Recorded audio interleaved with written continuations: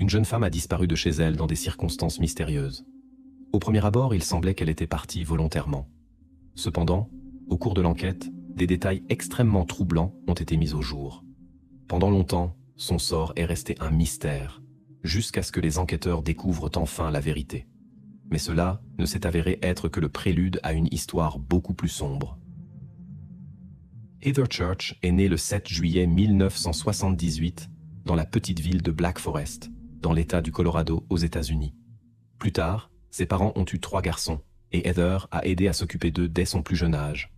Elle était énergique et joyeuse, avait beaucoup d'amis et aimait passer du temps avec eux. Heather aimait aussi jouer du violon et était une excellente élève. Quand Heather était encore très jeune, ses parents ont décidé de se séparer. Elle et ses frères sont restés avec leur mère, tandis que le père a déménagé à Colorado Springs. Heather a beaucoup souffert de la séparation de ses parents, mais elle s'est efforcée de maintenir le contact avec son père. Après cet événement, elle a dû consacrer encore plus de temps à s'occuper de ses jeunes frères. Le 17 septembre 1991, Heather est restée à la maison pour s'occuper de son jeune frère. Sa mère avait emmené les 2 autres enfants à une réunion de scouts et prévoyait de rentrer dans la soirée. Pendant qu'elle attendait ses fils, elle a décidé d'appeler à la maison pour vérifier la situation. Heather lui a dit qu'elle et son frère regardèrent la télévision. Bien qu'il soit déjà l'heure pour le petit d'aller au lit, la mère leur a permis de finir de regarder l'émission et a demandé à Heather de mettre son frère au lit après. Elle a également annoncé qu'elle serait de retour vers 10 heures. Quand elle est arrivée à la maison vers 10h15, la femme a remarqué que presque toutes les lumières étaient éteintes. Cela lui a semblé étrange, car elle doutait que Heather soit allée se coucher avant son retour. À l'entrée, elle a constaté que la porte n'était pas verrouillée. La mère a supposé que Heather avait peut-être laissé sortir le chat et oublié de fermer la porte. À l'intérieur, la femme a vu un léger désordre, ce qui était inhabituel. Dans leur maison, il y avait toujours de la propreté et de l'ordre. Les enfants ne laissaient pas traîner les choses et rangeaient après eux. Mais maintenant, tout semblait différent. Par exemple, une chaise dans la cuisine était renversée et appuyée contre la table avec le dossier. Certains objets n'étaient là pas à leur place habituelle. Quand elle a regardé dans la chambre de son plus jeune fils, la femme l'a vu endormi dans son lit. Puis elle est allée dans la chambre de Heather, mais il n'y avait personne. Compte tenu de l'heure tardive et du fait que Heather était censée s'occuper de son petit frère, son absence semblait étrange. La mère a fouillé toute la maison, mais sans succès. Elle a appelé les amis de Heather et leurs parents, mais personne ne l'avait vue. La femme a cherché dans les environs, mais Heather n'était pas là non plus. La mère a alors décidé d'appeler la police. Elle a également appelé son ex-mari qui s'est immédiatement mis en route pour les rejoindre. La nouvelle de la disparition de Heather s'est rapidement répandue parmi les amis de la famille, et beaucoup sont venus pour aider. Une partie des gens est restée avec la mère dans la maison, d'autres sont partis en voiture pour fouiller les rues. Leur maison se trouvait dans une zone isolée, entourée de champs, de routes de campagne et de forêts éparses. En raison de l'obscurité qui tombait, la recherche dans les environs était difficile. Lorsque la police est arrivée, des amis de la famille et des voisins s'étaient déjà rassemblés dans la maison. Les enquêteurs ont parlé à la mère, ont pris une photo de Heather et ont noté ses caractéristiques. Au début, la mère a mentionné un chemisier, mais l'a trouvé plus tard parmi les affaires de la maison. En examinant l'armoire de Heather, elle a remarqué qu'il ne manquait qu'un t-shirt Mickey Mouse. Le jeune frère, que Heather avait mis au lit, ne savait pas non plus où elle avait disparu. Il ne s'est réveillé que lorsque la mère est rentrée. La police n'a commencé la recherche active que le lendemain matin. Une vaste opération de recherche a été organisée autour de la maison, s'étendant sur plusieurs kilomètres. La plupart des voisins ont également été interrogés. Pendant ce temps, des experts ont examiné la maison pour trouver quelque chose d'important. La tâche était compliquée par le fait que de nombreuses personnes avaient été présentes dans la maison le soir de l'incident. Finalement, il n'y a eu aucune découverte significative. À un moment donné, la mère a voulu ranger l'une des pièces, mais en a été empêchée. On lui a expliqué que cela pourrait effacer d'éventuelles traces. C'est alors que la femme s'est souvenue de quelque chose d'intéressant. Lorsqu'elle cherchait sa fille dans la maison, elle avait remarqué quelque chose d'étrange. La moustiquaire sur l'une des fenêtres était mal placée. À l'époque, elle n'y avait pas attaché d'importance, mais pour les enquêteurs, c'est devenu un détail important. Les experts ont examiné attentivement la fenêtre et ont découvert plusieurs empreintes sur le cadre de la moustiquaire. Celles-ci ont été comparées aux empreintes de tous les habitants de la maison et des invités de la soirée. Il n'y avait pas de correspondance. Si auparavant on pensait que Heather aurait pu partir d'elle-même, on soupçonnait maintenant sérieusement qu'elle aurait pu être emmenée contre sa volonté. Selon la police, quelqu'un aurait pu entrer dans la maison par cette fenêtre et ensuite sortir avec Heather par l'entrée principale. On a appelé des experts avec des chiens pisteurs qui ont repéré une piste. Mais ici, un tournant inattendu attendait les enquêteurs. Initialement, ils pensèrent que le coupable avait conduit Heather hors de la maison et l'avait emmenée en voiture. Mais les chiens pisteurs ont pratiquement réfuté cette théorie. Ils ont suivi une piste de la porte d'entrée jusqu'à la rue, puis vers un petit étang à proximité. La police avait déjà examiné ce plan d'eau auparavant, mais n'avait rien remarqué d'inhabituel. Après que les chiens y aient à nouveau conduit, les experts ont mené une enquête plus approfondie, mais cette fois encore, ils n'ont trouvé aucun indice. Dans les jours qui ont suivi, les enquêteurs ont reçu une série de rapports sur des incidents suspects qui se sont tous avérés inutiles. Par exemple, on leur a signalé une voiture étrange qui suivait un bus scolaire, ainsi qu'un véhicule inconnu qui s'arrêtait plusieurs fois près de l'école locale. Les enquêteurs ont vérifié toutes ces informations, mais n'ont pu trouver aucun lien avec la disparition de Heather. Le premier suspect sérieux dans cette affaire était le père de Heather, Michael. Son ex-femme a dit à la police qu'il pouvait parfois être assez strict avec les enfants et réagir de manière excessivement dure en cas de mauvais comportement. Cependant, la femme a souligné que malgré son caractère impétueux, il aimait sincèrement ses enfants, et tous avaient une bonne relation avec leur père. Les enquêteurs ont décidé de parler à Michael et il leur a raconté où il était le soir de la disparition. Après le travail, il était allé à la salle de sport, puis à l'église et enfin rentré chez lui. Là, il avait longtemps parlé au téléphone avec un ami, jusqu'à ce que son ex-femme lui annonce les nouvelles inquiétantes concernant sa fille. Les forces de l'ordre ont vérifié ces informations et se sont convaincues de leur exactitude, après quoi elles ont cessé de considérer le père comme impliqué dans l'incident. Plusieurs jours après la disparition, les enquêteurs n'ont pu trouver aucune piste importante. Ils ont poursuivi la recherche avec des centaines de volontaires. Les gens ont fouillé les rues, les champs et les forêts, mais sans résultat. Seule une montre-bracelet et quelques billets ont été trouvés par terre, mais leur lien avec la disparition de Heather n'a pas pu être confirmé.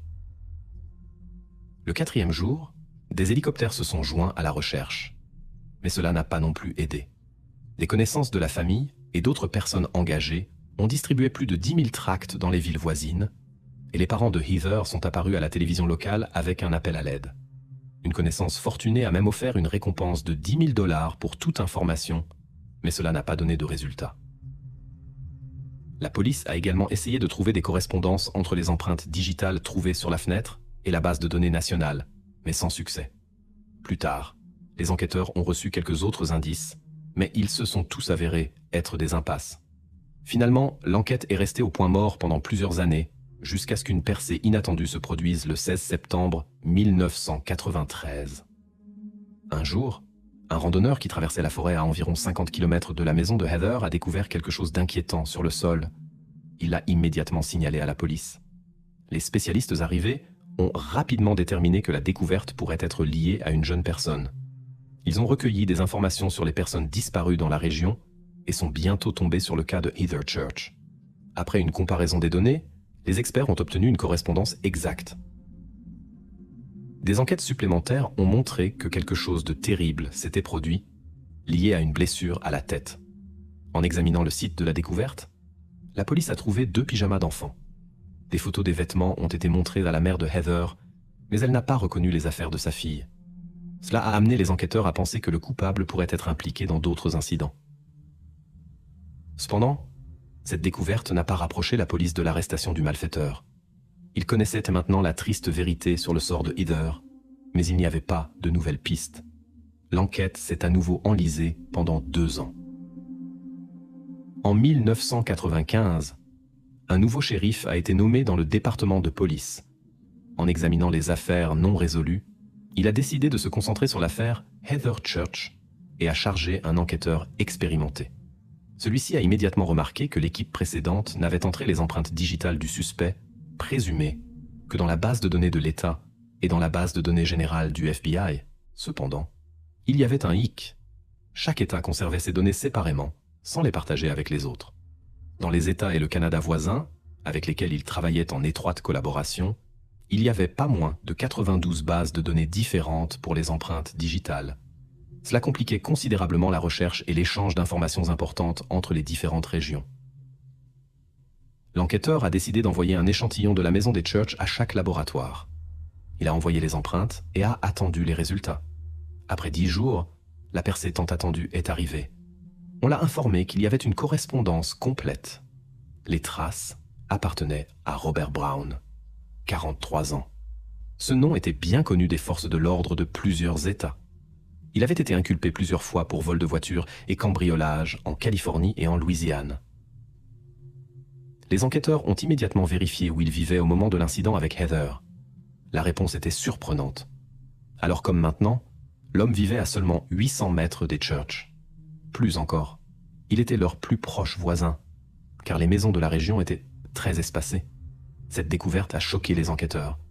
Ils avaient cherché le suspect dans tout le pays, et même au Canada, alors qu'il avait été proche tout ce temps. Le 28 mars, les forces de l'ordre ont commencé à surveiller sa maison. Ils craignaient que l'homme ne se barricade dans la maison, n'ouvre le feu ou ne détruise de possibles preuves. Après un certain temps, il est allé faire des courses en ville, où il a été arrêté. Il est remarquable qu'il se soit comporté très calmement lors de l'arrestation. Même lors de l'interrogatoire, Brown n'a montré aucun signe de nervosité. Lors de l'interrogatoire, il a répondu calmement et a nié avoir jamais été chez les Church. L'homme a également affirmé n'avoir rien à voir avec l'incident. Pendant ce temps, les enquêteurs ont fait des découvertes remarquables dans sa maison. De nombreuses armes à feu et quelques vêtements pour jeunes femmes. De plus, de nombreux bijoux et objets ont été découverts qui, comme on l'a appris plus tard, appartenaient aux résidents de Black Forest. Il s'est avéré que Brown avait cambriolé ses voisins pendant longtemps sans être détecté par la police.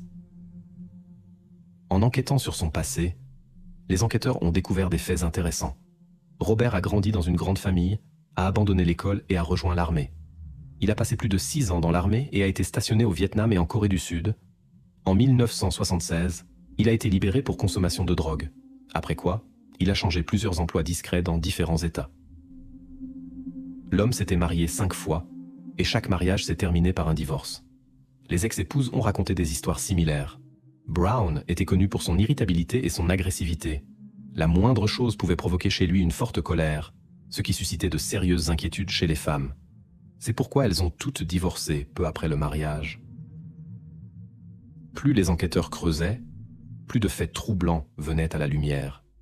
Lorsque Brown vivait en Louisiane, sa voisine a connu un triste sort dans son appartement. Un cas similaire s'est produit dans un autre État. Pendant son séjour là-bas, une autre voisine a disparu dans des circonstances mystérieuses. À ce moment, les enquêteurs soupçonnaient qu'ils avaient affaire à un criminel sérieux qui avait commis plus d'un crime. À ce moment-là, Brown a été inculpé pour sa participation présumée à la disparition de Heather et attendait son procès en détention provisoire. Bien que ces empreintes digitales aient été trouvées dans la maison des Church, les enquêteurs craignaient que l'homme puisse échapper à la responsabilité de ce qui s'était passé. La défense pourrait présenter l'affaire comme si Brown avait simplement essayé de cambrioler la maison. Compte tenu du manque de preuves directes de son implication dans l'incident avec Heather, une telle version pourrait convaincre le jury. Cependant, le 24 mai, l'avocat de Brown a fait une déclaration inattendue. Brown a accepté de plaider coupable dans l'affaire Heather en échange de la renonciation du procureur à la peine maximale. Compte tenu des circonstances, l'accusation a rapidement accepté cette offre. L'homme a été condamné à la prison à vie, sans possibilité de libération conditionnelle. Selon les termes de l'accord, il devait plaider coupable, mais n'était pas obligé de témoigner. C'est pourquoi les proches de Heather et les enquêteurs n'ont jamais connu les détails de cette soirée-là.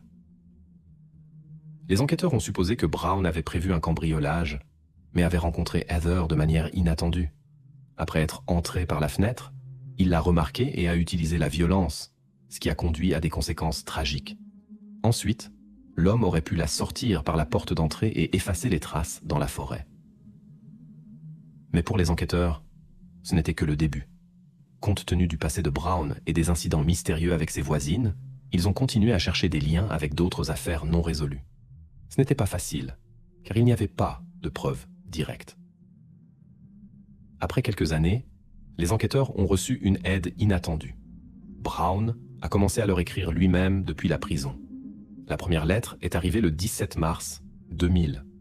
Au début, les enquêteurs pensaient que c'était une blague. Le message était plein d'énigmes et de phrases étranges. Mais bientôt, ils y ont soupçonné un sens caché.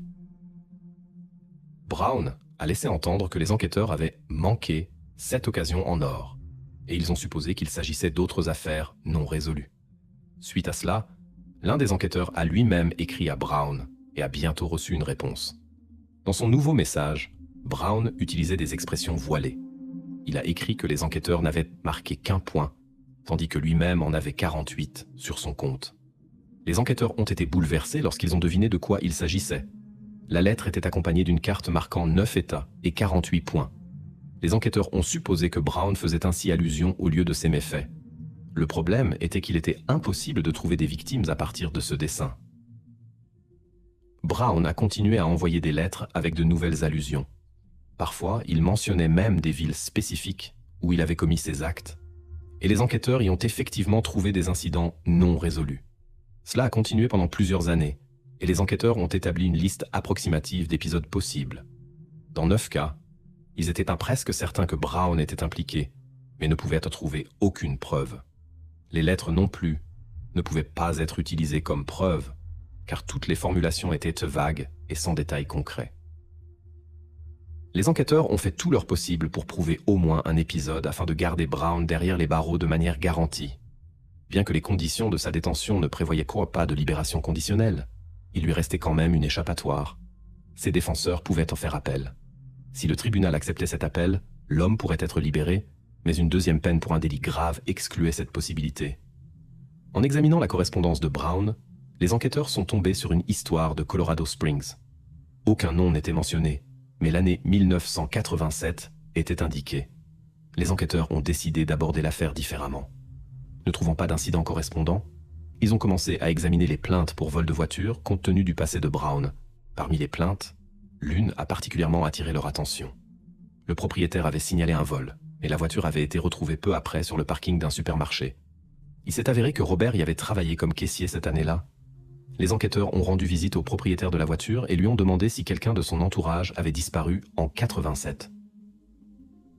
Étonnamment, cela a conduit à un résultat. L'homme a raconté que sa femme avait disparu avec la voiture. Elle n'avait pas été retrouvée. C'est pourquoi l'affaire n'avait pas été classée comme un incident grave. La police pensait qu'elle aurait pu partir volontairement. La jeune femme s'appelait Rocio Sperry. Elle était très jeune, mais les lois locales lui permettaient de se marier. Elle s'était mariée peu avant sa disparition le 10 novembre 1997. Les enquêteurs étaient convaincus que Brown avait écrit précisément à son sujet, mais se sont à nouveau retrouvés sans preuve solide. En 2006, les enquêteurs ont décidé de lui rendre visite en prison pour en savoir plus. Quand il a entendu comment les enquêteurs avaient résolu cette énigme, il a été impressionné. Répondant à des questions ciblées, il a inopinément avoué un acte grave. Brown a raconté qu'il avait attiré la victime chez lui, où quelque chose d'irréversible s'était produit, et qu'il avait ensuite éliminé les preuves. En juillet 2006, il a officiellement plaidé coupable dans l'affaire Rocio Sperry, pour laquelle il a reçu une autre peine de prison à vie. Ainsi, les enquêteurs ont atteint leur objectif d'exclure pratiquement sa libération. Cependant, ils étaient tous convaincus que Robert Brown était impliqué dans beaucoup plus d'affaires similaires. Mais l'homme lui-même a refusé de faire d'autres déclarations. C'est pourquoi aucune nouvelle accusation n'a suivi. Les enquêteurs ne comprenaient pas tout à fait pourquoi il avait avoué 2 affaires, alors que ses chances devant le tribunal n'étaient pas mauvaises. Probablement appréciait-il l'attention lorsqu'on parlait et écrivait dans tout le pays sur ses actes terribles. Robert est toujours en détention. Il a maintenant 69 ans. Peut-être qu'un jour, les enquêteurs réussiront à le lier à d'autres affaires non résolues. Si sa déclaration sur 48 victimes est vraie, il pourrait être l'un des criminels les plus dangereux du monde. Cependant, les enquêteurs admettent qu'il a peut-être inventé une partie des histoires juste pour attirer l'attention. La mère de Heather a remercié les enquêteurs pour leur travail de longue haleine qui avait contribué à isoler une personne dangereuse de la société jusqu'à la fin de sa vie. Bien que la douleur de la perte n'ait jamais quitté la famille, elle a ressenti un certain soulagement qu'il ne puisse plus causer de tort à personne. Les imperfections du système juridique ou la simple négligence peuvent entraîner de graves conséquences. La vie montre que de nombreux criminels auraient pu être arrêtés avant que l'irréversible ne se produise. Malheureusement, La chance joue parfois en faveur de ceux qui enfreignent la loi. Comment expliquer autrement ce terrible incident qui a secoué la France? L'histoire en question a bouleversé la vie tranquille du collège Sévenol. Cet établissement privé d'élite, qui rappelle un internat, est situé au Chambon-sur-Lignon, en Haute-Loire, France. Ici, les élèves non seulement acquièrent des connaissances, mais vivent aussi loin de leur famille. La ville où se trouve le collège est une petite commune d'environ 2000 habitants. Le collège Sévenol était un point d'attraction pour les locaux. Presque tous y étudiaient ou y travaillaient. Le collège a ouvert ses portes en 1938 et a accumulé une riche histoire au fil des décennies. Cependant, les événements de l'année 2011 ont laissé une trace indélébile dans la chronique de l'établissement éducatif. Cette année-là s'est avérée difficile pour le collège Sévenol. Des difficultés financières ont amené l'école au bord de la fermeture. La direction a essayé de toutes ses forces de maintenir l'établissement à flot. Malgré les problèmes, le collège Sévenol restait le centre éducatif le plus connu de la région. L'école coopérait avec l'État, mais la situation devenait de plus en plus précaire. Le nombre d'élèves diminuait. Il y avait un manque catastrophique d'argent. Pour survivre, il fallait réduire les frais de scolarité et admettre presque tous les candidats, sans prêter une attention particulière aux résultats. Les élèves se trouvaient dans une situation précaire et risquaient de ne pas obtenir leur diplôme. Cela a provoqué une vague d'inquiétude parmi les familles. Au milieu de ces événements, Agnès Marin, âgée de 13 ans, a été transférée d'une autre école au collège Sévenol. Ses parents, Frédéric et Paola, étaient inquiets de l'influence de son ancien environnement sur leur fille. Dans l'école parisienne, Agnès s'était liée à des fréquentations douteuses. Les professeurs critiquaient son comportement et le bulletin scolaire laissait à désirer. Cependant, Agnès n'était en aucun cas une adolescente sans espoir. Malgré les problèmes de discipline, elle montrait de bons résultats dans toutes les matières. Elle prenait l'apprentissage au sérieux et rêvait de devenir réalisatrice. Les parents ont décidé de lui donner une chance pour un nouveau départ et ont postulé au collège Sévenol. Agnès avait une relation chaleureuse avec ses parents. Frédéric et Paola croyaient que la nouvelle école aiderait leur fille à développer son potentiel. Le déménagement à Sévenol signifiait pour Agnès une nouvelle classe, de nouveaux amis et un programme d'études un peu différent. Cependant, pour la jeune fille capable, cela n'a pas été un problème. Elle s'est rapidement intégrée dans le processus d'apprentissage. À cette époque, les parents d'Agnès travaillaient dans une banlieue de Paris et rendaient visite à leur fille toutes les 3 semaines. Agnès avait une apparence agréable et un caractère léger. Elle trouvait rapidement un lien avec son environnement. Dans le nouvel établissement d'enseignement, elle s'intégra sans effort dans le collectif et se fit des amis. La nouvelle école était un vaste campus, entouré de forêts.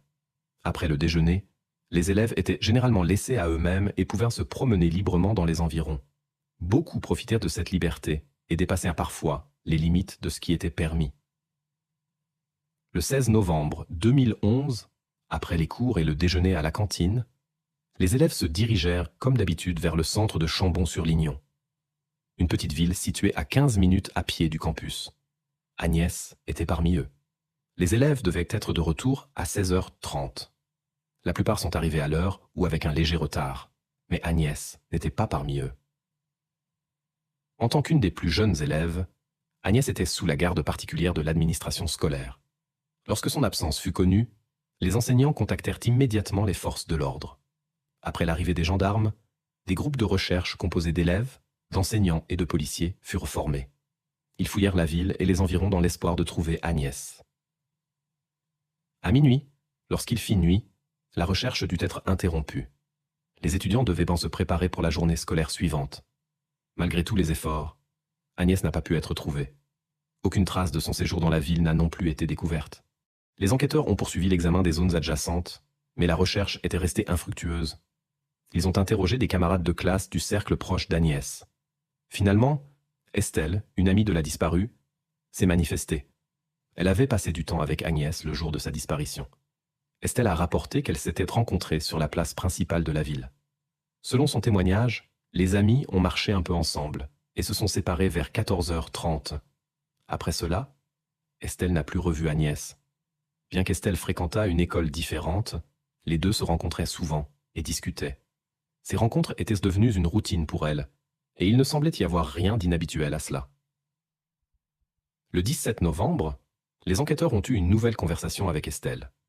Étonnamment, son histoire a changé. Elle a indiqué qu'Agnès s'était blessée au pied pendant la promenade. C'est pourquoi elles étaient à non rester plus longtemps sur la place. Cependant, Estelle n'avait pas pu accompagner son amie, car elle devait se dépêcher de rentrer chez ses parents. Selon sa déclaration, Agnès n'avait pas demandé d'aide et semblait vouloir rencontrer un jeune homme. Les amis se sont simplement dit au revoir et ont convenu d'une prochaine rencontre. Cette version a éveillé des doutes chez les enquêteurs. Ils ne comprenaient pas pourquoi Estelle n'avait pas immédiatement mentionné le jeune homme, qui aurait pu être un indice important pour l'enquête. Les officiers ont essayé d'obtenir plus d'informations, mais Estelle n'en savait pas plus. Elle a admis avoir menti parce qu'Agnès prévoyait de faire quelque chose de répréhensible et avait demandé de ne pas révéler d'informations à son sujet. Cela semblait encore plus étrange. Pourquoi retenir des informations quand votre ami est porté disparu? Le soupçon est apparu qu'Agnès avait peut-être simplement quitté l'école en raison de problèmes quelconques. Par conséquent, Estelle est devenue suspecte en raison de son mensonge. Son alibi a été minutieusement vérifié. Cependant, les paroles de la jeune fille ont bientôt été confirmées. Elle était effectivement rentrée chez elle après la rencontre, et des connaissances l'avaient vue en chemin. Le jour de la disparition, les amis s'étaient envoyé des messages et avaient imprévu une rencontre pour le lendemain. La disparue utilisait un téléphone portable, mais l'avait apparemment éteint plus tard. Après cela, personne n'a pu contacter l'élève. Estelle a supposé que le téléphone d'Agnès était simplement à court de batterie et qu'elle-même était partie de chez elle, car elle n'aimait pas l'école et aurait apparemment prévu de le faire depuis longtemps. Cette version semblait de plus en plus probable. Dans l'enquête sur la disparition d'Agnès, les enquêteurs ont concentré leur attention sur un jeune homme avec qui elle voulait se rencontrer. Il s'est avéré qu'il s'agissait de Mathieu Moulinos, un lycéen de 17 ans. Le jeune homme pourrait détenir des informations importantes, ce qui a suscité l'intérêt des autorités policières. Lors d'une rencontre avec Mathieu, les policiers ont remarqué des égratignures fraîches sur son visage et ses mains. Les camarades de classe ont confirmé que les blessures étaient apparues le jour de la disparition d'Agnès. Le jeune homme lui-même a expliqué cela par une chute malheureuse dans un buisson de mur après une consommation excessive d'alcool lors d'une promenade en ville. La vérification de sa déclaration a soulevé des doutes. Des étudiants ont rapporté que Mathieu avait effectivement mentionné cette histoire, mais personne n'était convaincu de sa véracité. Selon des témoins oculaires, le jeune homme est sorti de manière inattendue de la forêt à côté du campus vers 17 h, ce qui a suscité l'étonnement, car tous les autres étaient là déjà dans le bâtiment. Lorsque Mathieu a été interrogé à ce sujet, il s'est soudainement mis en colère et a perdu son sang-froid.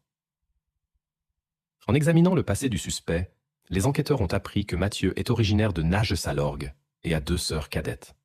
À l'école, il s'est fait remarquer par un comportement étrange et se tenait à l'écart. Il préférait le style vestimentaire gothique, se rebellait ouvertement contre les autorités et prônait un style de vie rebelle. Au lycée, Mathieu se vantait de ses compétences en piratage informatique et avait de mauvaises habitudes. Il socialisait mal et entrait souvent en conflit avec les autres. Pour satisfaire ses penchants nuisibles, le jeune homme commettait des délits mineurs. Les performances scolaires de Mathieu étaient si mauvaises qu'on voulait l'exclure des cours à 2 reprises. La moins grave de ces infractions était de regarder du contenu inapproprié sur l'ordinateur de l'école. Le comportement du jeune homme s'est manifestement détérioré avec le temps et il a eu des problèmes avec la loi. Dans ce contexte, Mathieu est devenu la figure principale dans l'affaire de la fille disparue. Les forces de l'ordre ont immédiatement remarqué le comportement inhabituel du jeune homme. Son caractère singulier était souvent noté par les gens de son entourage. Mathieu fréquentait l'école depuis l'automne 2010. Les week-ends, il rendait souvent visite à ses proches dans la maison familiale de la vieille ville. Le lycéen avait une petite amie parmi les élèves, et ils aimaient passer du temps avec des amis sur la côte sud de la France. Le jeune homme s'intéressait aux jeux vidéo, avait des habitudes malsaines et était familier avec les boissons alcoolisées. Beaucoup remarquaient que le comportement de Mathieu devenait imprévisible sous leur influence. Néanmoins, il continuait à consommer et à porter même des substances interdites à l'école. Le garçon était considéré comme un élève difficile, avait des problèmes de discipline, mais se tenait à l'écart des cercles douteux. Peut-être vivait-il simplement la puberté de manière plus intense que les autres. La façon de communiquer de Mathieu a éveillé les soupçons des gendarmes. Ils ont senti un manque de sincérité dans ses réponses et ont décidé d'avoir une conversation plus détaillée, passant progressivement aux questions sur la disparition d'Agnès. Le jeune homme a admis l'avoir vue la veille de sa disparition. mais a affirmé que c'était une rencontre fugace dans les couloirs du campus. Selon ses dires, il s'était simplement salué. Mathieu a raconté qu'il avait prévu une rencontre avec sa petite amie ce jour-là. Il a nié toute implication dans la disparition de sa camarade de classe, mais malgré son apparente conviction, il a été décidé de le retenir jusqu'à ce que les circonstances soient éclaircies. À ce moment-là, les parents de la disparue étaient arrivés dans la ville. Ils ont commencé à chercher leur fille, ont parlé à la presse et distribué des avis avec ses photos. Frédéric et Paula ont interrogé de nombreux passants, mais n'ont pu obtenir rien de substantiel. Selon les parents, malgré ses récents problèmes de comportement, Agnès n'avait pas tendance à fuguer. Au contraire, elle était une fille casanière et ne serait jamais partie sans prévenir. Le maximum qu'elle aurait pu décider de faire aurait été une promenade avec des amis. Si elle était vraiment partie d'elle-même, il aurait dû y avoir des traces. Elle aurait été captée par les caméras de surveillance aux sorties de la ville, où l'un des témoins occasionnels aurait pu se souvenir de la fille, mais pour une raison quelconque, elle est restée inaperçue pour tous. Malheureusement, tous ces efforts de recherche n'ont produit aucun résultat. Les enquêtes ont pris de l'ampleur et attiré de plus en plus l'attention du public. Les forces de l'ordre ont activement interrogé les témoins oculaires potentiels, les amis proches d'Agnès disparue et son environnement scolaire. Pendant que Mathieu était sous surveillance, sa chambre dans la résidence étudiante a été minutieusement fouillée. On y a trouvé des vêtements suspicieusement souillés. Certains témoins ont affirmé avoir vu le jeune homme porter ses vêtements le jour de la disparition d'Agnès. Mathieu a expliqué la saleté sur ses vêtements et les égratignures sur son visage et ses mains en disant qu'il était tombé dans un buisson épineux. Cependant, ses blessures ressemblaient davantage à des marques d'autodéfense. Les vêtements ont été envoyés pour examen et le suspect lui-même a été convoqué pour un nouvel interrogatoire. De manière inattendue, l'histoire de Mathieu a commencé à changer. Il a admis avoir effectivement rencontré Agnès ce jour-là et qu'ils avaient marché ensemble pendant un moment dans la forêt près du collège. Mathieu a affirmé qu'après avoir pris certaines substances, il avait perdu le contrôle et était tombé dans un buisson de ronces, et quand il avait repris conscience, Agnès n'était plus là. Il l'aurait prétendument cherchée pendant un certain temps, mais sans succès, puis serait retourné sur le campus. Cependant, le résultat de l'analyse a réfuté ces paroles. Aucune trace de substance n'a été trouvée. Confronté à de nouvelles questions, Mathieu a de nouveau changé son témoignage et a maintenant dit qu'Agnès était aussi tombée dans les épines. Mais la fin de l'histoire restait la même. Il s'était évanoui et à son réveil, n'avait pas trouvé son ami et était retourné au collège. L'avocat de Mathieu a suggéré de mener une expérience d'enquête sur les lieux du crime, mais le jeune homme a refusé. Suite à cela, les enquêteurs se sont eux-mêmes rendus dans la forêt, s'appuyant sur les descriptions de Mathieu et les témoignages des témoins.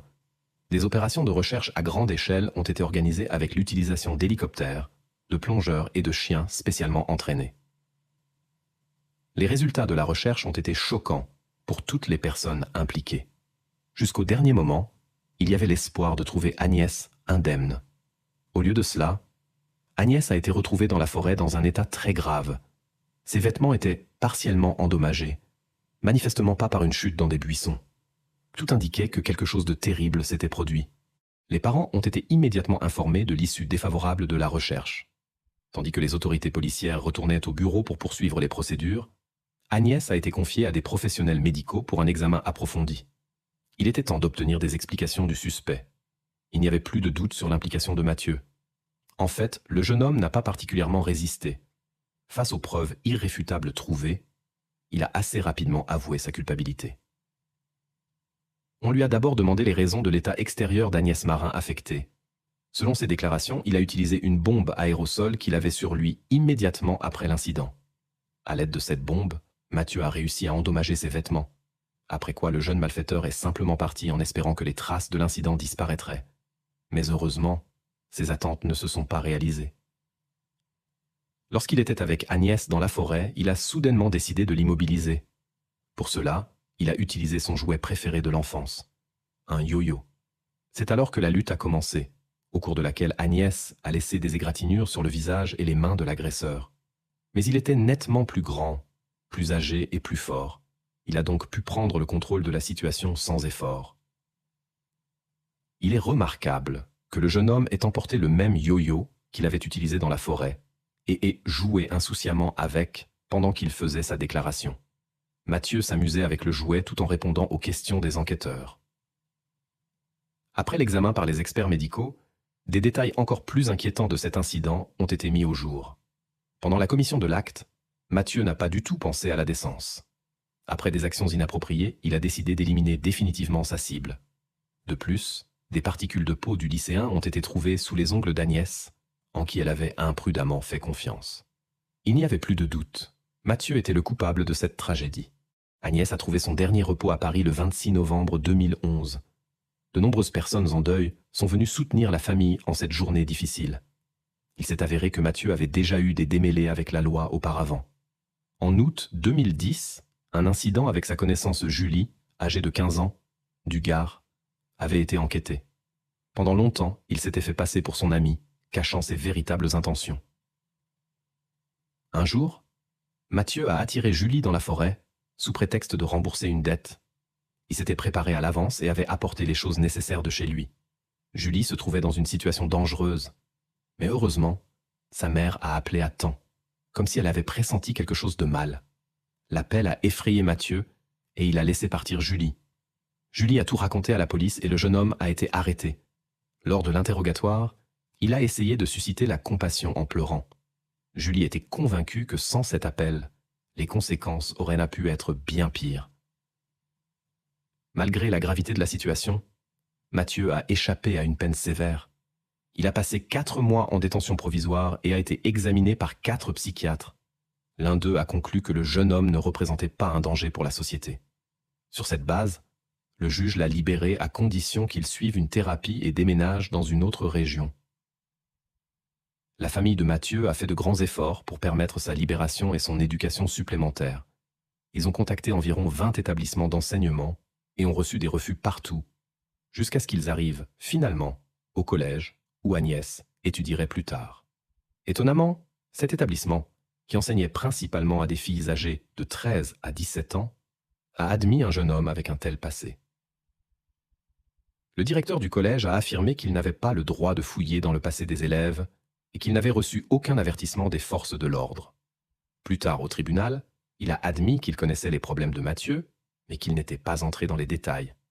Le père du garçon a parlé personnellement au directeur et l'a assuré que les problèmes antérieurs étaient liés à une séparation malheureuse et à une fausse accusation d'une ex-petite amie. Le directeur a cru cette version.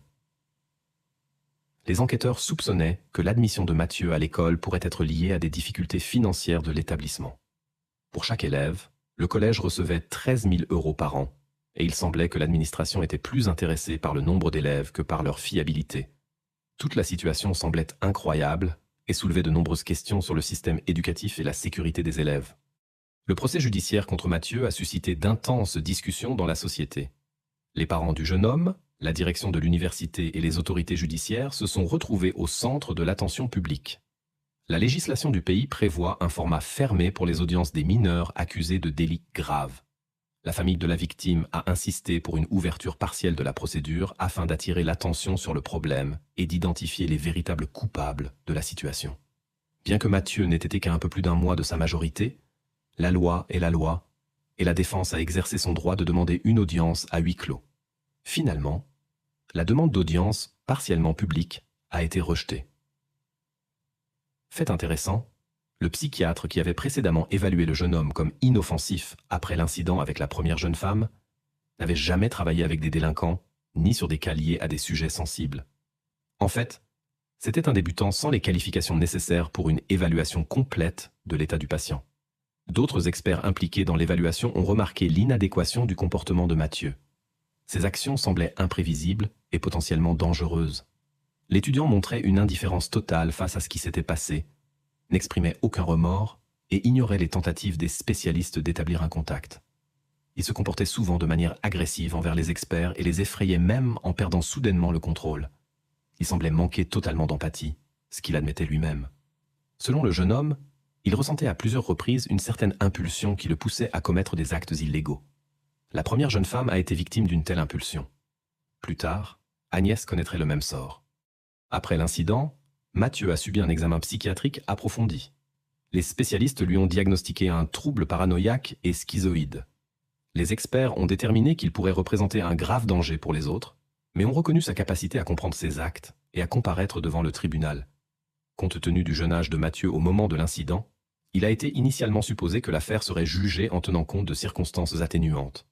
Cependant, en raison de la gravité de l'acte, il a été décidé de le juger comme un adulte.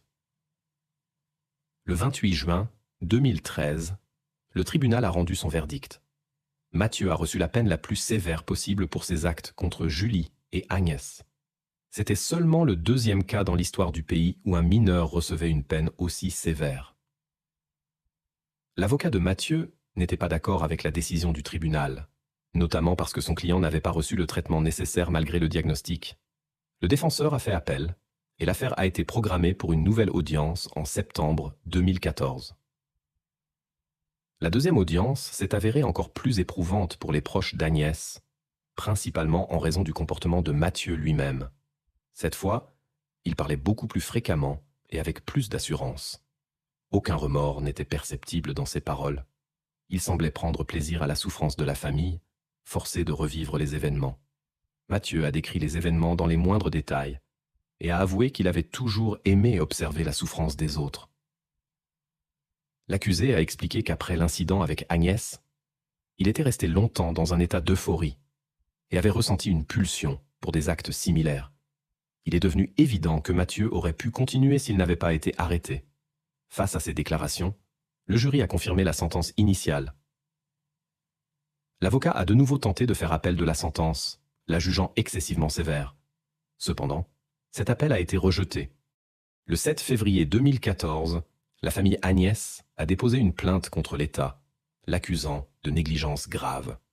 Il croyait qu'en raison d'une série de défaillances systémiques, du psychiatre au juge, une personne aux tendances dangereuses avait été libérée, ce qui avait conduit à l'incident avec leur fille. De plus, aucun des impliqués n'avait été tenu responsable de manière adéquate. La Cour suprême de Paris a examiné l'affaire et a statué en faveur de la famille de la victime. Une indemnisation de 185 000 € a été fixée pour la négligence commise. Cependant, les parents ont souligné que leur objectif n'était pas la compensation financière. Ils cherchaient à attirer l'attention sur les imperfections du système judiciaire et d'application de la loi, dans l'espoir d'impulser sa réforme. Le collège Savinol a cessé ses activités en 2014. En fait, l'établissement a fait faillite, en grande partie à cause du scandale lié à l'admission d'un élève potentiellement dangereux. La situation de la famille Mathieu était compliquée dès le début. Au moment de l'incident, ils n'avaient pas la responsabilité civile de lui. De plus, il s'est avéré que le père du jeune homme avait joué un rôle important dans sa libération et son admission au collège. La famille s'est retrouvée sous la pression de l'opinion publique. Beaucoup croyaient que ce qui s'était passé était le résultat de leur protection, ce qui avait conduit aux conséquences tragiques. On supposait que les parents auraient dû faciliter un traitement obligatoire pour leur fils dans un établissement spécialisé, puis organiser une surveillance constante pour le jeune qu'ils avaient libéré. Au lieu de cela, ils l'ont simplement envoyé dans une école loin de chez eux, où pratiquement personne ne le surveillait. Par conséquent, le public a imputé aux parents une responsabilité indirecte pour ce qui s'était passé.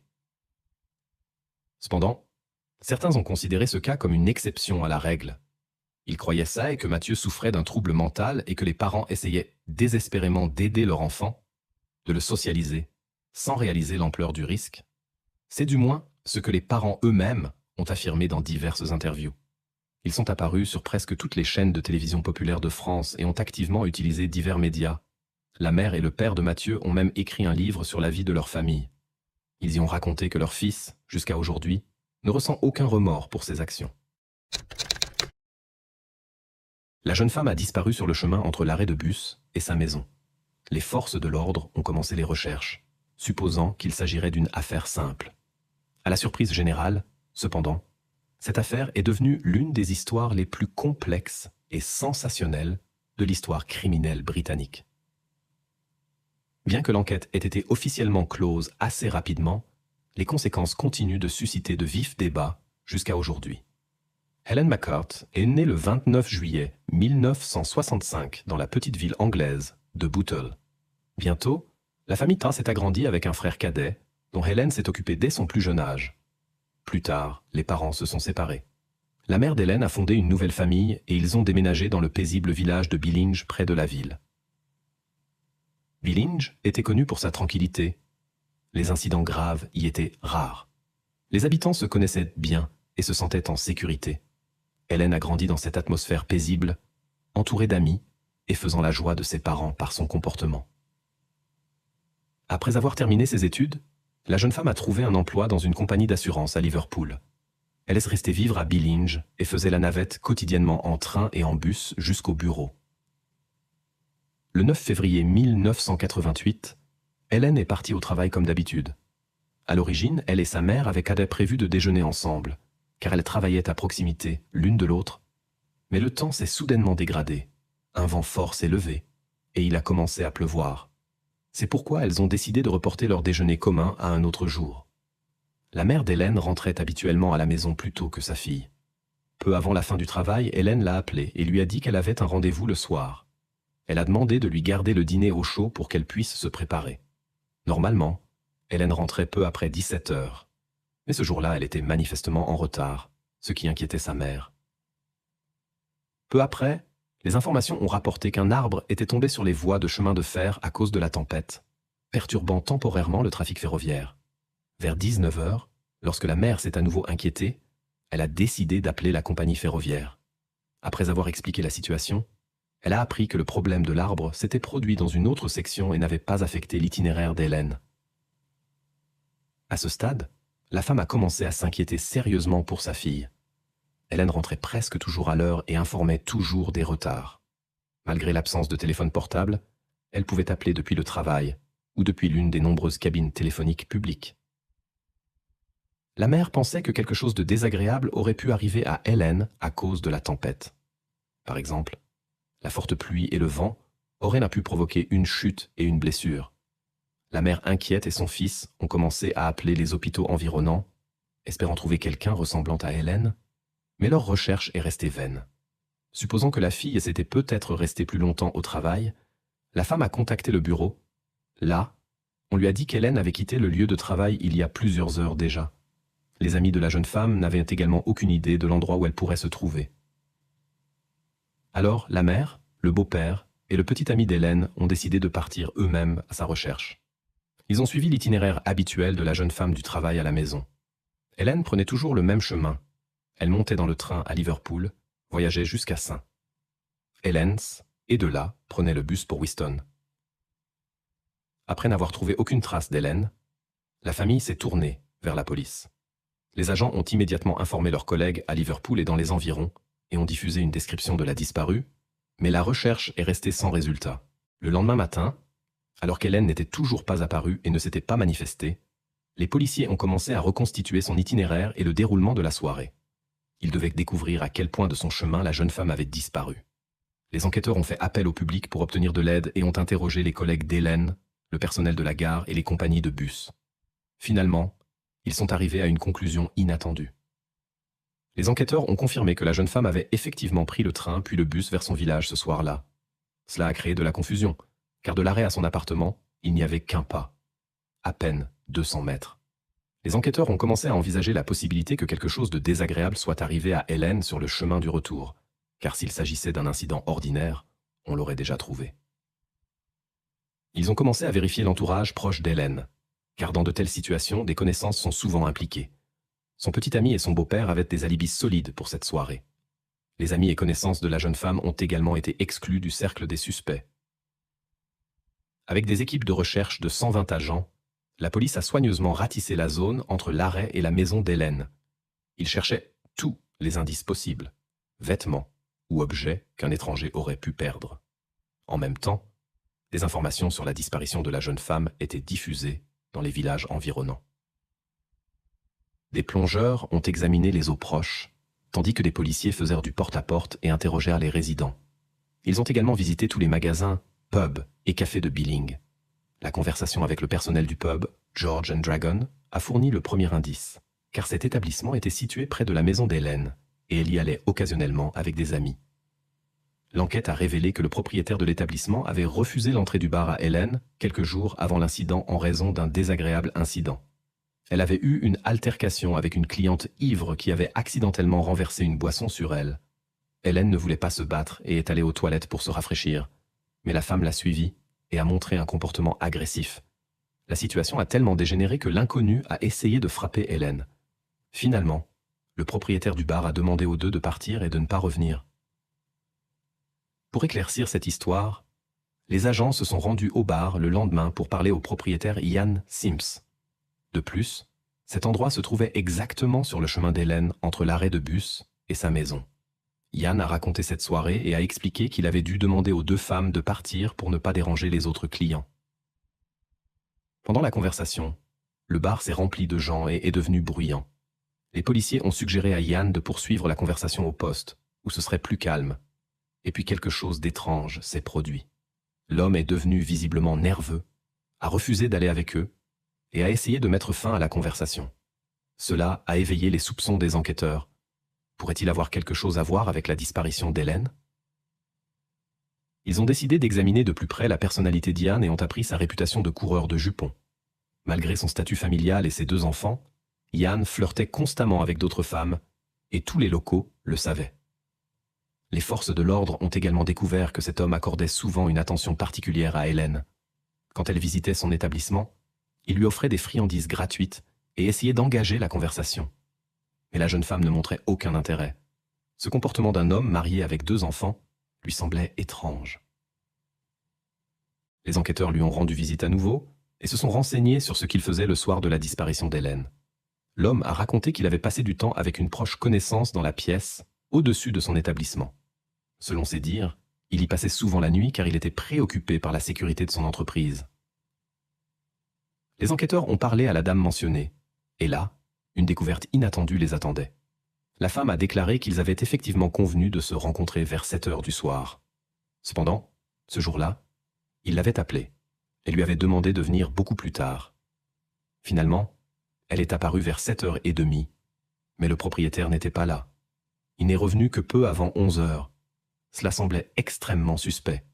Manifestement, Ian n'avait pas dit la vérité à la police sur son emploi du temps, ce qui a immédiatement attiré l'attention des enquêteurs. Un autre détail a frappé les enquêteurs comme inhabituel. Des marques fraîches étaient visibles sur le cou de l'homme. Il a expliqué les avoir reçues lors d'une dispute avec sa femme lorsqu'elle a appris son aventure. Cependant, en parlant avec la femme, celle-ci a nié avoir touché son mari de quelque manière que ce soit. Les policiers ont de nouveau parlé à Ian et son histoire a changé. Il affirmait maintenant que les marques s'étaient produites lorsqu'il avait séparé Hélène et une autre cliente ivre le soir où il y avait eu une altercation dans le pub. Les enquêteurs ont parlé à la femme mentionnée et elle n'a pas non plus confirmé cette histoire. Selon ses dires, il n'y avait pas eu de bagarre et aucune d'entre elles n'avait laissé de marque sur le propriétaire du bar. Bientôt, la police a eu un témoin qui leur a fourni des informations troublantes. Le soir où Hélène a disparu, il marchait dans la rue et a soudainement entendu un cri aigu de femme. Le son venait directement du bar, mais s'est rapidement tu. Compte tenu de toutes les circonstances, les enquêteurs ont commencé à suspecter qu'Ian Sims pourrait être lié à la mystérieuse disparition de la jeune femme. Cependant, il continuait à tout nier. Les enquêteurs avaient trop besoin de preuves solides pour le lier à l'affaire. Sinon ils se retrouveraient dans une impasse. Lors de l'examen du véhicule d'Ian, les agents ont fait 2 découvertes troublantes. La première était plusieurs taches d'origine inconnues. La seconde était une boucle d'oreille de femme sur le plancher du véhicule. Le bijou a été montré à la mère d'Hélène, qui l'a identifié avec certitude comme appartenant à sa fille. Suite à cela, Ian a été arrêté pour suspicion d'implication dans la disparition d'Hélène, bien que son sort soit encore incertain. Lors de la perquisition du bar et de l'appartement au premier étage, de nouvelles preuves ont été trouvées. Dans les 2 endroits, on a découvert des traces à peine visibles qui avaient apparemment été essuyées. Sur l'une de ces taches, les experts ont trouvé une empreinte digitale d'Ian. Dans l'appartement, on a également trouvé la partie manquante de la boucle d'oreille trouvée dans la voiture. Malgré les preuves recueillies, l'homme continuait à tout nier.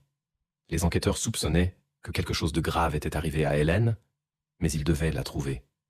Sinon le tribunal pourrait acquitter Ian.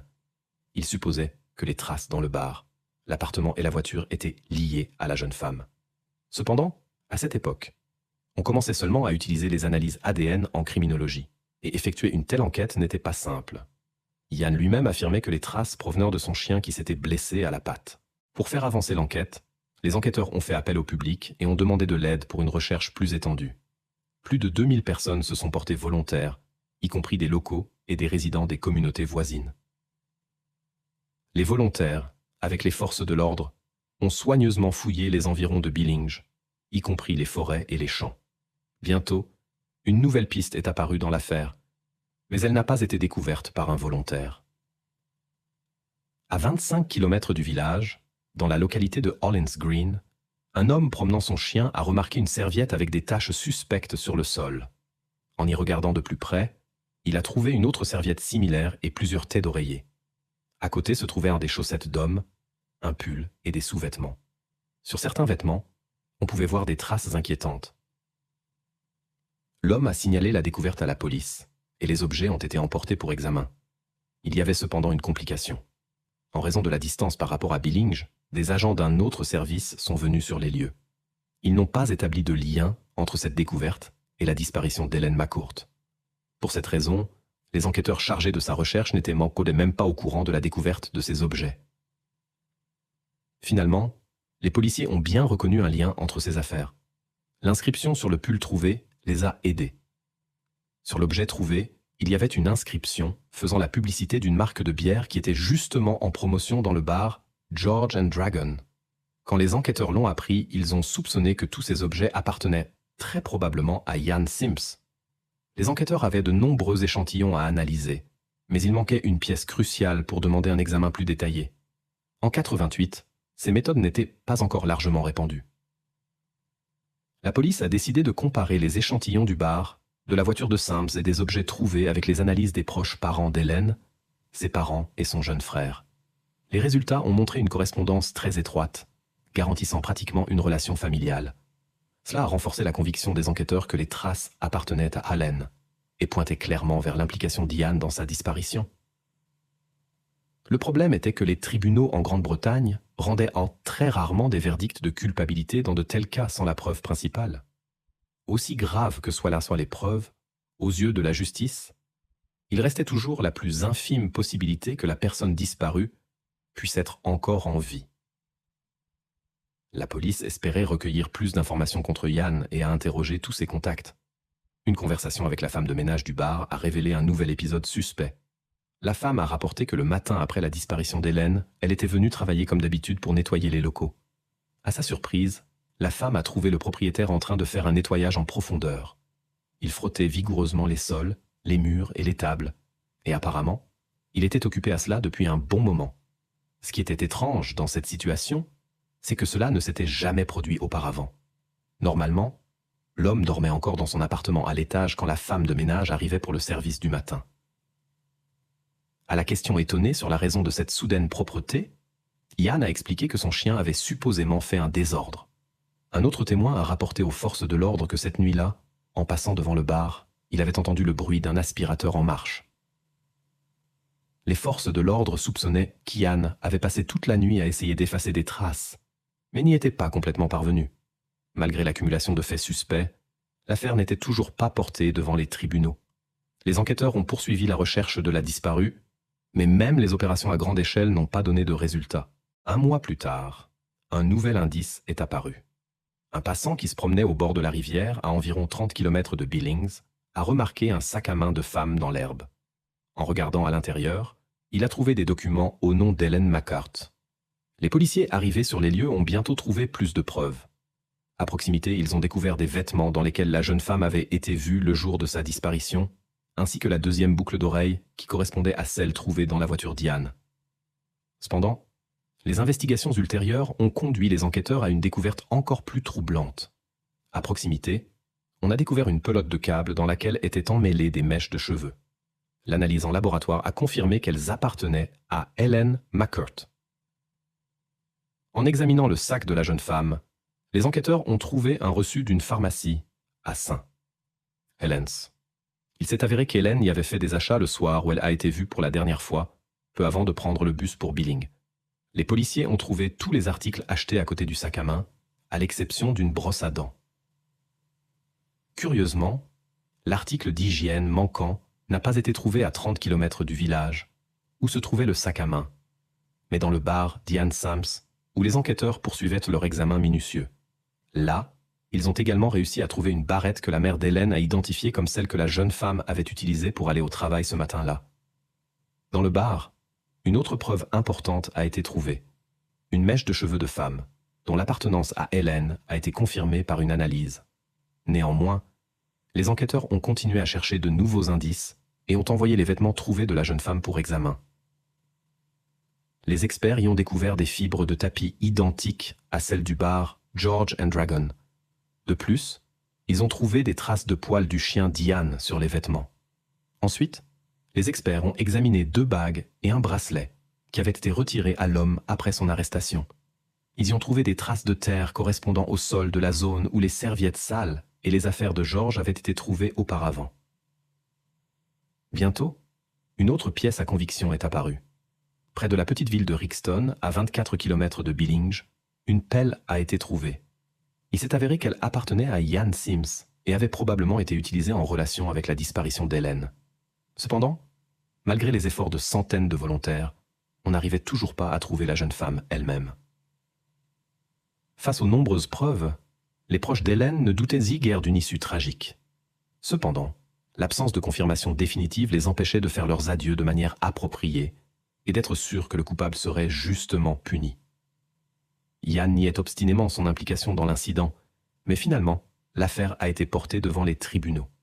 Les audiences ont commencé 1 an après la disparition d'Hélène, en février 89. C'était l'une des premières affaires en Grande-Bretagne où l'on tentait de tenir quelqu'un pour responsable sans que la personne disparue n'ait été retrouvée. Par conséquent, malgré les preuves impressionnantes, l'accusation doutait du succès. Selon leur version, Hélène est descendue du bus ce soir-là et a pris son chemin habituel vers la maison.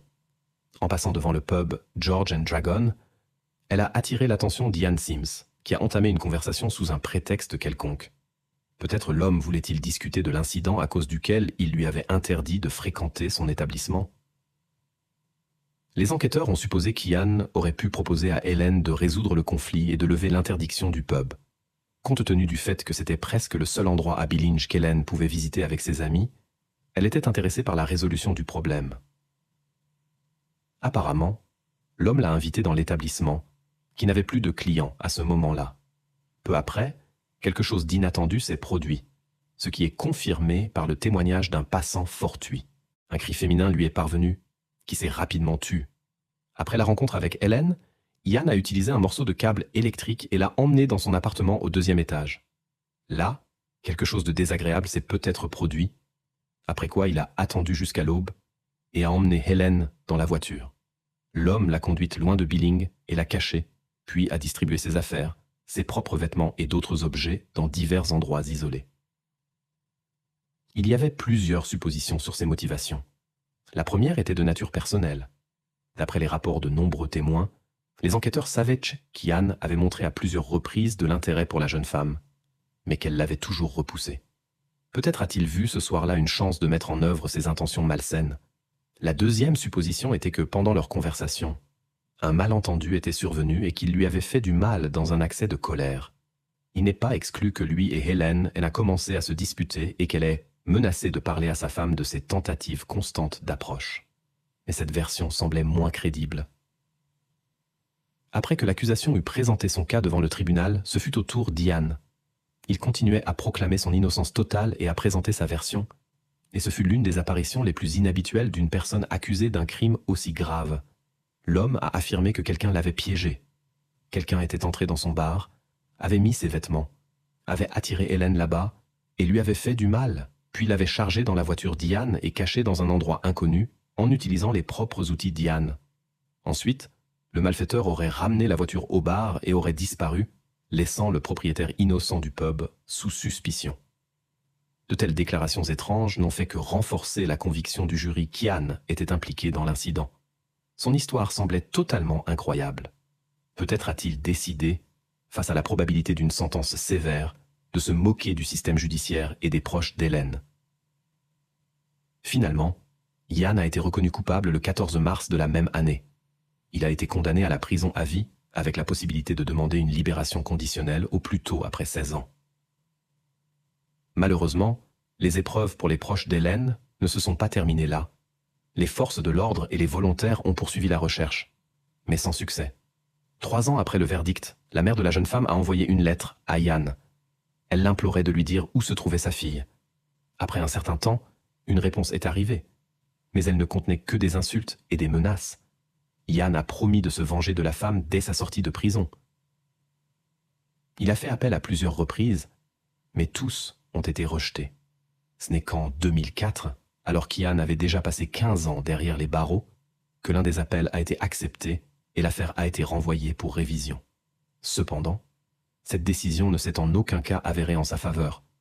L'analyse moderne du matériel génétique a permis aux experts d'examiner les preuves et d'arriver à une conclusion définitive sur l'implication d'Ian dans l'incident. Suite à la révision de l'affaire, sa durée d'emprisonnement s'est en fait prolongée. Après 16 ans, Ian a tenté plusieurs fois d'obtenir une libération conditionnelle, mais toutes ses demandes ont été rejetées. Entre-temps, les proches d'Hélène n'ont pas abandonné leurs efforts pour connaître son sort. En 2015, la mère de la jeune femme a lancé une campagne publique pour modifier la législation en vigueur. Elle a proposé de priver les condamnés du droit à la libération conditionnelle, tant qu'ils ne révèlent pas l'emplacement de la personne disparue. La femme a communiqué activement avec les médias, s'est adressée à la première ministre Theresa May et a organisé une pétition soutenue par des centaines de milliers de personnes. Grâce à ces efforts, l'affaire a été discutée au Parlement et au début, les politiciens ont évalué positivement la possibilité d'adopter une telle loi. Cependant, le processus s'est prolongé et l'initiative a été reportée à plusieurs reprises. Tous ces retards ont conduit à ce qu'Ian Sims obtienne finalement une libération conditionnelle en novembre 2019, après 30 ans d'emprisonnement. Ce fut un coup dur pour la famille d'Hélène, car ils avaient pratiquement perdu l'espoir de connaître son sort. 3 mois après la décision, Ian Sims, âgé de 63 ans, a été libéré et est retourné à une vie normale. Malheureusement, son temps en liberté a été de courte durée. Fin juin 2022, l'homme est décédé des suites d'une maladie, sans avoir révélé le secret du sort d'Hélène. La mère de la jeune femme, toujours pleine de détermination, ne perd pas espoir. Maintenant, elle espère qu'Ian aurait pu partager des informations avec l'un de ses co-détenus. De plus, elle continue à se battre pour l'adoption d'une loi qui empêcherait la libération conditionnelle des condamnés s'ils refusent de révéler l'emplacement des personnes disparues. Ainsi, l'histoire d'Hélène McCourt s'étend sur des décennies, bien que l'affaire elle-même ait été résolue en très peu de temps. Malgré des preuves irréfutables contre le coupable, il a obstinément gardé le silence sur des détails importants qui auraient permis aux proches d'Hélène de faire leurs adieux et de commencer à guérir leurs blessures émotionnelles. Elle quitta la maison et disparut sans laisser de traces. Ce n'est que 62 ans plus tard qu'on put découvrir ce qui lui était arrivé. Une jeune femme a quitté son domicile et depuis lors, son lieu de séjour est inconnu. L'opération de recherche s'est déployée à une échelle sans précédent et est devenue l'une des plus importantes de l'histoire du pays. Au cours de l'enquête, les enquêteurs ont fait de nombreuses découvertes inattendues et troublantes, chacune ne faisant que compliquer davantage le mystère. Les années ont passé, des générations d'enquêteurs se sont succédées, mais l'affaire est restée non résolue. Elle est devenue une sorte de légende dans la criminalistique, un symbole de mystère non résolu. Et maintenant, après 62 ans de recherche et d'enquêtes acharnées, les enquêteurs ont finalement réussi à lever le voile du mystère et à découvrir ce qui est réellement arrivé à la femme disparue ce jour fatidique. Candy Rogers est née le 18 juillet 1949 à Spokane, Washington. Sa naissance était la seule pour la famille, mais peu après, ses parents ont divorcé. Malgré le divorce, le père de Candy est resté vivre à proximité, ce qui leur permettait de se voir souvent. Candy a grandi joyeuse et pleine d'énergie. Elle aimait passer du temps avec ses amis en plein air, profiter de la nature et jouer avec son chien bien-aimé. En particulier, Candy rêvait de rejoindre l'organisation Campfire Girls. C'était une association populaire à l'époque, similaire aux scouts, mais destinée aux filles. Les participantes apprenaient des compétences utiles, faisant des randonnées et passèrent du bon temps ensemble. En 1959, lorsque Candy a eu 9 ans, son rêve s'est enfin réalisé. Elle est devenue membre de cette organisation. L'une des tâches des participantes était la vente de bonbons. La direction leur donnait régulièrement des boîtes de friandises que les filles devaient proposer aux habitants des maisons environnantes. Le vendredi 6 mars, Candy devait le faire après l'école. Après l'école, elle est rentrée chez elle, a déjeuné, a joué avec le chien, puis vers 16 heures, a pris environ 8 boîtes de bonbons et est sortie. Le plan de Candy était simple. Aller dans les maisons les plus proches et proposer des friandises aux voisins pour qu'ils les achètent. D'autres filles devaient également vendre dans cette zone, mais elles avaient réparti les rues entre elles à l'avance, pour ne pas se gêner mutuellement. Lorsque plusieurs heures se sont écoulées et que Candy n'était toujours pas revenue, sa mère a commencé à s'inquiéter. Candy devait rentrer à la maison à 18 heures, mais cette fois, elle était en retard. Compte tenu du fait qu'il commençait déjà à faire sombre dehors, la mère inquiète a décidé de partir à la recherche de sa fille. Candy avait disparu sans laisser de traces. Le grand-père a fouillé tout le quartier, mais sa petite fille était introuvable. Peu à peu, des amis de la famille et des voisins se sont joints aux recherches pour aider. Cependant, malgré tous les efforts, aucun indice n'a pu être trouvé. Finalement, la mère de Candy a décidé de s'adresser aux autorités policières. À ce moment-là, il faisait déjà nuit, et l'inquiétude concernant le sort de Candy augmentait. Les forces de l'ordre se sont immédiatement jointes à la recherche et ont commencé à interroger les résidents. Il s'est avéré que Candy n'avait vendu qu'une boîte de bonbons. Cela suggérait que quelque chose aurait pu se produire peu après qu'elle ait quitté la maison. Cependant, un résident a affirmé avoir vu Candy vers 18h30 dans une rue latérale. Cela semblait étrange, car la mère de Candy cherchait déjà sa fille à ce moment-là. Le grand-père a également partagé une observation intéressante. Lorsqu'il cherchait sa petite fille dans la même rue dont le témoin avait parlé, il a failli être renversé par une voiture qui passait à grande vitesse. Le conducteur est même monté sur le trottoir. Le grand-père n'a pas pu voir la plaque d'immatriculation, mais il se souvenait qu'il s'agissait d'une Ford verte de l'année 1953. Les enquêteurs ont lancé un avis de recherche pour ce véhicule, mais n'ont pas pu le trouver. 1 heure plus tard, vers 9 heures du soir, ils ont découvert plusieurs boîtes de bonbons éparpillées au bord de la route, près d'un pont. Il était évident que les boîtes appartenaient à Candy, et cette découverte n'a fait qu'intensifier l'inquiétude générale. Les forces de l'ordre ont concentré leurs recherches sur cette zone et ont commencé à fouiller les 2 rives de la rivière ainsi qu'une petite zone boisée des 2 côtés. La recherche a duré toute la nuit, mais est restée sans résultat. Au matin, les nouvelles de la disparition de Candy sont apparues dans les journaux locaux, et bientôt les médias de tout l'État ont rapporté l'incident. En l'an 1959, la disparition soudaine d'une personne près de son domicile était un événement extraordinaire qui se produisait très rarement. Les habitants de la ville n'avaient pas été confrontés à de tels incidents depuis de nombreuses années, ce qui fit que l'événement suscita une profonde inquiétude dans toute la population. Au premier rayon du soleil, les forces de l'ordre intensifièrent leur opération de recherche et firent appel à des forces supplémentaires, des patrouilles à cheval, des groupes avec des véhicules tout-terrain et même l'armée qui effectua l'observation aérienne par hélicoptère participèrent à la recherche. Un grand nombre de volontaires de Spokane et des environs se joignirent également à l'opération de recherche. Au total, plus de 1000 personnes participèrent à la recherche, ce qui fit de cette opération l'une des plus importantes de l'histoire du pays. La zone de recherche couvrait un rayon de 18 km autour de la maison de la fillette, mais ses traces ne purent être trouvées. Le même jour, un autre incident tragique se produisit. Un hélicoptère de recherche heurta des lignes électriques et s'écrasa. Cet accident eut des conséquences tragiques pour 3 des 5 membres d'équipage. Malgré l'absence de résultats, l'opération de recherche se poursuivit pendant de nombreux jours. Les agents des forces de l'ordre travaillèrent 24 heures sur 24, se relayant, dans l'espoir de retrouver Candy. Dans les premiers jours de la recherche, les enquêteurs reçurent environ 750 indices sur d'éventuelles pistes. Chacun fut soigneusement vérifié, mais, malheureusement, aucun ne conduisit à une percée dans l'enquête. Un peu plus de 2 semaines plus tard, 2 soldats d'une base locale se sont rendus dans la forêt à l'ouest de Spokane. Lors de leur promenade, ils ont remarqué une chaussure d'enfant sur le sol, ce qui leur a immédiatement rappelé la disparition de Candy. Beaucoup de leurs collègues avaient là participé à la recherche de la fillette. Cette histoire était donc sur toutes les lèvres. La découverte a été immédiatement signalée aux enquêteurs, qui ont montré la chaussure au grand-père de Candy. Il a confirmé qu'il s'agissait effectivement des affaires de sa petite fille. Des opérations de recherche intensives ont alors commencé dans la forêt. Peu après, l'un des officiers a découvert Candy dans les buissons, couverte de branches de pin. les experts ont constaté que la fillette ne respirait pas. Ils ont conclu que la cause était, selon eux, l'asphyxie, provoquée par un morceau de tissu de sa propre jupe. Des marques trouvées sur la fillette indiquaient qu'elle avait été retenue contre son gré. Cependant, aucun dispositif de contention n'a été trouvé à proximité. De plus, il y avait des signes que Candy avait été traitée de manière inappropriée.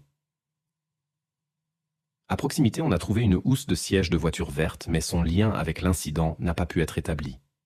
Une petite tache violette avec une odeur de chewing-gum au raisin a été remarquée sur les vêtements de Candy, mais la signification de ce détail est également restée floue. Sans preuve substantielle, les enquêteurs agissaient pratiquement à l'aveugle. Ils ont vérifié les indices entrants et examiné l'implication possible de centaines de personnes, des voisins aux suspects et aux délinquants condamnés. Bientôt, leur attention s'est portée sur Alfred Graves, âgé de 50 ans. La raison du soupçon était inhabituelle. L'homme est décédé le jour même où Candy a été retrouvée. Cela s'est produit dans sa voiture, non loin de l'endroit où les boîtes de bonbons ont été trouvées. De plus, il vivait à seulement quelques centaines de mètres de la maison de la fillette. Dans la voiture d'Alfred, ils ont trouvé une corde et des épingles à cheveux pour femmes. Lors de la perquisition de son appartement, de nombreuses coupures de journaux sur des crimes contre des femmes et des filles ont été trouvées. Il s'est avéré que de nombreuses femmes l'accusaient de comportements inappropriés et sa femme le soupçonnait même d'être impliqué dans la disparition de Candy. Malgré cette chaîne inquiétante de faits, les enquêteurs n'ont pas pu trouver de preuves convaincantes liant Alfred à l'incident. Ils hésitaient à l'innocenter, mais il n'était pas non plus possible de confirmer sa culpabilité. Les enquêteurs ont poursuivi leurs investigations et examiné constamment de nouveaux suspects. Quelques mois après l'incident, ils avaient une liste impressionnante de noms s'étendant sur plusieurs pages. Les autorités ont minutieusement examiné chacun d'entre eux, mais à chaque fois, elles n'ont pas trouvé de preuves convaincantes d'implication. Plus tard, une autre personne a attiré l'attention des enquêteurs, Hugues Morse, qui a été arrêté en 1961 pour une série de délits. Un détail intéressant était lié à Hugues. Il était connu pour mâcher constamment du chewing-gum au raisin. Rappelons-nous, sur les vêtements de Candy, on a trouvé quelque chose qui ressemblait à du chewing-gum, précisément de ce goût. Une autre raison de le soupçonner était que quelques mois après l'incident avec Candy, 2 cas similaires se sont produits à Spokane. Hugues a commencé à enfreindre la loi dès son jeune âge. Il a été arrêté pour la première fois pour comportement inapproprié envers une femme, mais n'a pas reçu de punition sévère. Il a simplement été renvoyé de l'armée, où il servait à ce moment-là. Après cela, il a commis une série de crimes à Los Angeles, pour lesquels il n'a passé que 6 mois en prison. Après sa libération, il a attiré 2 filles dans un endroit isolé, sous prétexte de leur offrir une glace. Là, il a commis des actes illicites, pour lesquels il a de nouveau été arrêté. Étonnamment, il a réussi à éviter une peine de prison. Une commission médicale lui a diagnostiqué un trouble de la personnalité, après quoi, l'homme a été interné dans un établissement psychiatrique fermé. Après 2 ans, les médecins ont décidé qu'il était guéri et l'ont libéré. Hugues a déménagé à Spokane, où il a poursuivi son comportement inadmissible.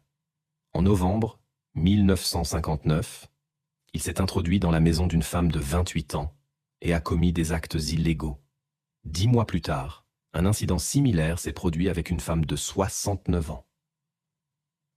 Après cela, il a quitté la ville et dans les mois qui ont suivi, il a continué ses actes inappropriés envers les femmes et les filles.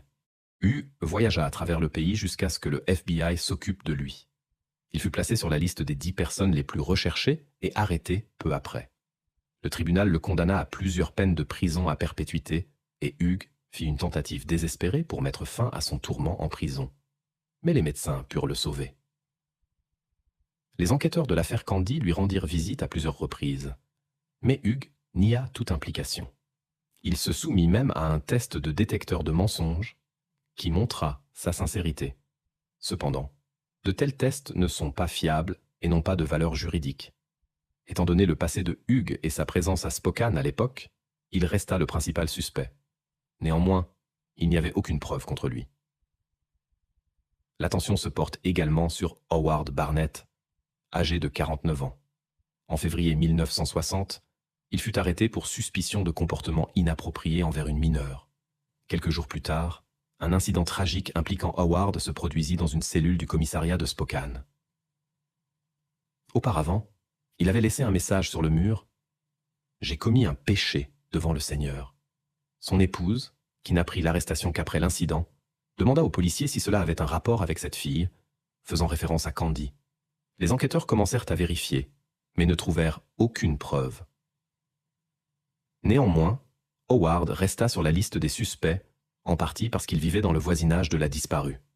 Pendant des années, la police poursuivit l'enquête, recueillant de nouvelles informations et vérifiant d'autres suspects. Un jour, une femme se présenta, affirmant avoir vu une voiture verte poursuivre la fillette le jour de la disparition de Candy. Les enquêteurs recherchèrent intensivement ce véhicule, mais sans succès. Dans les années qui suivirent, l'affaire revint à plusieurs reprises sur le devant de la scène pour les autorités judiciaires. Mais chaque fois, les enquêtes aboutissaient à une impasse. Fait intéressant, les enquêteurs ont dû non seulement chercher de nouveaux indices, mais aussi éclaircir de fausses confessions. Tout au long de l'enquête, 13 personnes ont affirmé avoir été impliquées dans la disparition de Candy. Mais dans chaque cas, la police a conclu que ces personnes les induisaient en erreur. Aucune d'entre elles n'a pu fournir des informations que seul le véritable coupable connaîtrait, et au mieux, elles répétèrent des faits tirés d'articles de journaux. Étonnamment, ce phénomène est typique de nombreuses affaires sensationnelles. Des gens viennent à la police et assument la responsabilité d'actes qu'ils n'ont pas commis. Au cours de l'enquête, de nombreux enquêteurs ont changé au sein du service de police, et chacun d'entre eux espérait être celui qui résoudrait cette énigme. L'affaire Candy est devenue l'une des plus discutées et des plus mystérieuses, non seulement dans leur ville, mais dans tout l'État. Cet incident a affecté la vie de nombreuses personnes. Avant cet événement, les parents n'hésitaient ni la pas à laisser leurs enfants jouer seuls. Mais après l'incident, beaucoup ont reconsidéré leur attitude envers la sécurité.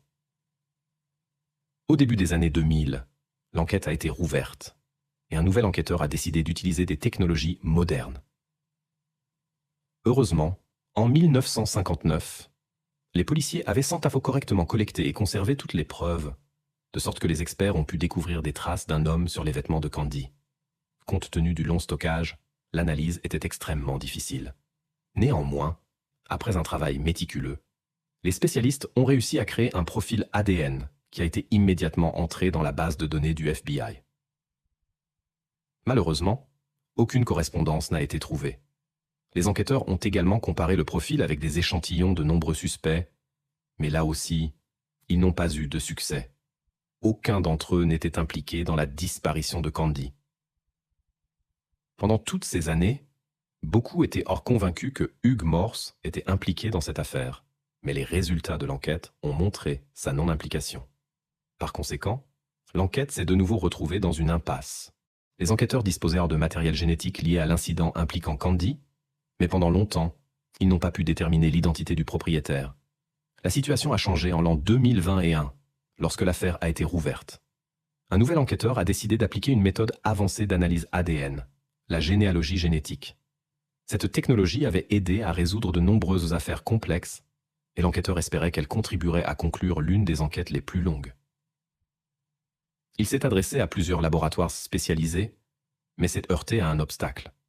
Pour appliquer la méthode, il était nécessaire d'examiner l'échantillon d'ADN original. Les tentatives de le faire dans divers laboratoires se sont avérées infructueuses. Les experts ont conclu que l'échantillon était trop endommagé pour extraire les informations nécessaires. L'enquêteur a décidé de faire une dernière tentative et s'est adressé à un autre laboratoire. De manière inattendue pour lui-même, cela a conduit à une percée. Les spécialistes ont réussi à examiner l'échantillon avec un équipement de pointe et à créer le profil requis. Ensuite, ils ont chargé les données dans des bases de données génétiques et ont commencé à rechercher des parents éloignés du propriétaire de l'ADN. Dans un travail méticuleux, après avoir examiné des milliers de profils, ils ont réduit le cercle de recherche à une famille spécifique.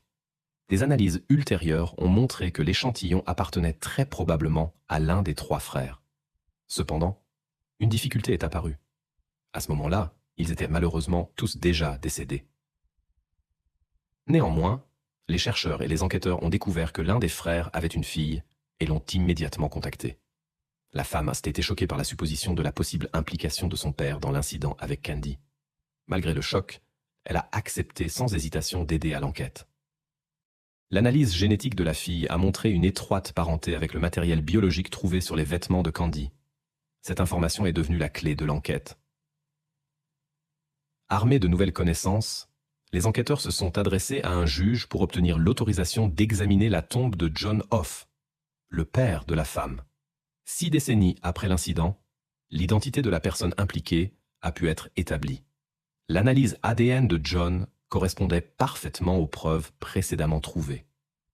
Fait intéressant, les autorités avaient eu de nombreuses théories pendant toutes ces années, mais John Hoff n'avait jamais figuré parmi les suspects. L'enquête sur son passé a révélé sa participation à d'autres actes illicites. Au moment de la disparition de Candy, il avait 20 ans et vivait près de sa maison. John a effectué son service militaire dans une base proche de l'endroit où Candy disparue a été retrouvée. 2 ans plus tard, il a commis des actes illicites contre une femme, utilisant la violence physique et restreignant sa liberté. Heureusement, la victime a pu s'échapper. Pour ce délit, l'homme a été condamné à une courte peine de prison. Cet incident a conduit à son renvoi de l'armée. Après sa libération, John a fondé une famille et est devenu père de 4 enfants, 2 garçons et 2 filles. À partir de ce moment, il n'a plus attiré l'attention des autorités et a mené une vie normale. Mais il est maintenant clair que derrière cette façade se cachait un passé sombre dont personne ne se doutait depuis des années. Au cours de sa carrière, John a changé plusieurs fois d'emploi. Une fois, alors qu'il travaillait dans une entreprise d'emballage alimentaire, il a subi une grave blessure au visage due au contact avec des produits chimiques. Cette cicatrice est restée avec lui pour toujours. La vie de John s'est terminée en juin 1970, 11 ans après le tragique incident avec Candy. John a quitté ce monde de son plein gré, sans laisser d'explication pour son acte. Les enquêteurs ont également découvert que Candy le connaissait peut-être.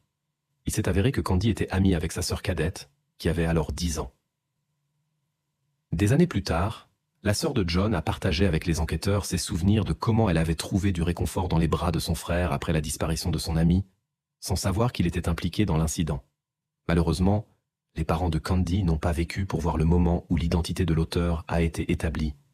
La mère de Candy est décédée en 2006 et son père, incapable de surmonter le chagrin, a quitté ce monde en 1963, 4 ans après la tragédie. Néanmoins, cette affaire a finalement été close et est devenue l'une des plus longues enquêtes de l'histoire. Pendant 62 ans, non seulement divers enquêteurs y ont travaillé, mais des générations entières d'agents des forces de l'ordre. Lors de la conférence de presse où la résolution de l'affaire a été annoncée, un seul officier était présent qui avait participé à l'enquête en 1959. Il a exprimé sa profonde gratitude pour le fait que le destin lui ait permis de vivre ce moment et de connaître la vérité. Quant à la fille de John, elle a d'abord refusé de croire que son père était impliqué dans cet terrible événement. Plus tard, en reconnaissant la vérité, la femme a décrit son père comme un monstre qui avait causé des dommages irréparables. Elle a également exprimé son regret qu'il n'ait pas eu à rendre des comptes de son vivant.